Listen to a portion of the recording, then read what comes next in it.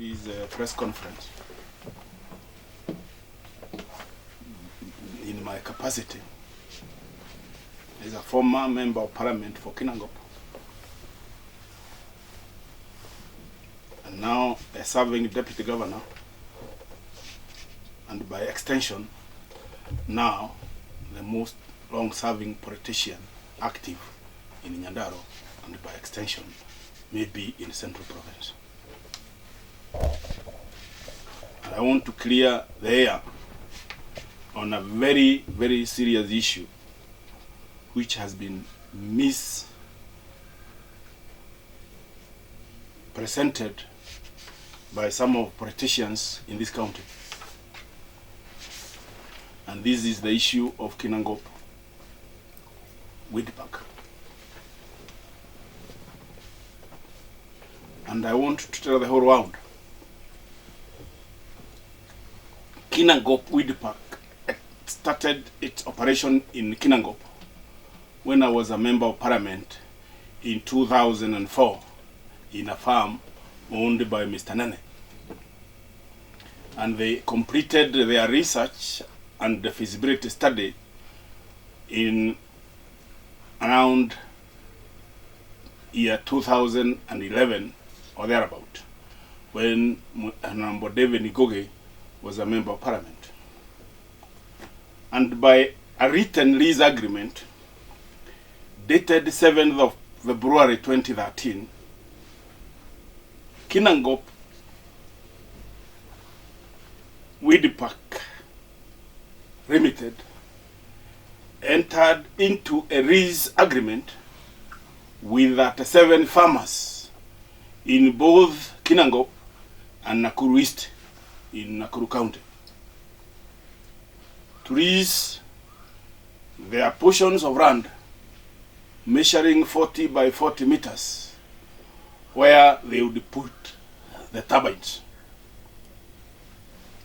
That agreement was reduced in writing, signed by the company and the farmers, and it was actually attested by a lawyer by the lawyer who attested to that agreement is called Francis Minor Jojo. Incidentally, the lawyer acted for both the lessor and the lessee. The lessor is the person leasing, and the lessee is the person leasing the land. So that's how it was. That document is here. Immediately after they signed this lease, the company got necessary clearances from the government. And they also entered into an agreement to sell their product, that's power generated, to Kenya Power. The directors of that company, Kinangop Waithaka, having done that, they sold the company to a third party.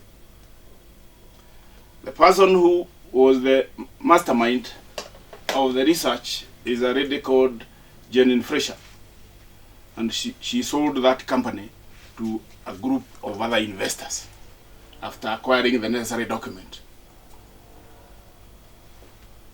The new owners, when they came in, they realized they could not implement the project as envisaged in the lease agreement, because it will be very expensive for the investor.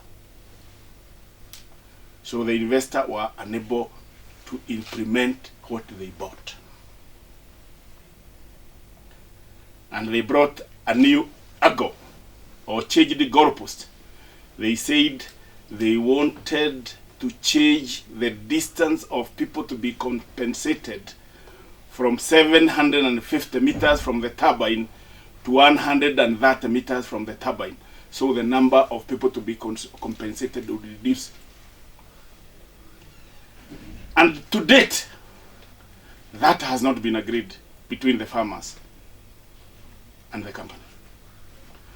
And if it has been agreed upon, a new lease agreement ought to be drawn and executed, which has not been done. My contention in this matter, this company, after realizing they cannot implement this project, have been changing goalposts because they wanted to appear as if it is the government of the Republic of Kenya which has defaulted in protecting their interest, so that they can benefit from the letter of comfort given by the Kenyan government. Because the Kenya government gave a letter of comfort that if this project will not go on because of reasons that are attributed to politics, you'll be paid 1.7 billion Kenya shillings. And this is what the investors are after. That's why they are keeping on changing goalposts. So it is not correct to say it is the people of Kinangop in particular and the people of Nyandarua in general who are against this project. It is actually the company who are investing in this project who are not prepared to implement what they bought. And therefore they are the one in default, and they cannot blame the Kenya government. They should come out clean, say they cannot implement this project, enter into new negotiations with the farmers and the government, instead of dragging names of personalities in this county, so that it can appear that this project cannot go on because of political interference. This project is not going on because of political interference. It is not going on because the company feels they cannot implement the lease as they bought it. Oh, that's the problem. And I want the whole world to know this. It is actually the company who are purporting to invest, who have found it very expensive to implement, and they are not saying this. They are even the one who should pay the farmers damages for breach of this agreement, and not the other way around. So anybody purporting that it's politician is not correct. And as a reader, and a lawyer of 30 years is studying now, I have decided keeping quiet any longer on this issue of the legal technicalities involved in this project. I will be judged very harshly by history. That's why I've called this press conference, to make it very clear it is actually the investors who are keeping on changing goalposts every day, and things are not moving, but not the other way around. And they are the one to blame for the failure of this project. And I will not even be contradicting anybody if I said the investors could be involved, even causing some of the mayhem and the problems that is happening in Kinangop for their own interest, including maybe even financing it, so that it appears it is political interference. No politicians, other than the one who initially had said the nasty things about the project, and they have thereafter withdrawn, because you know there are those who had said that this project, if it is implemented, women will not give birth and so on. Those who had said so have withdrawn.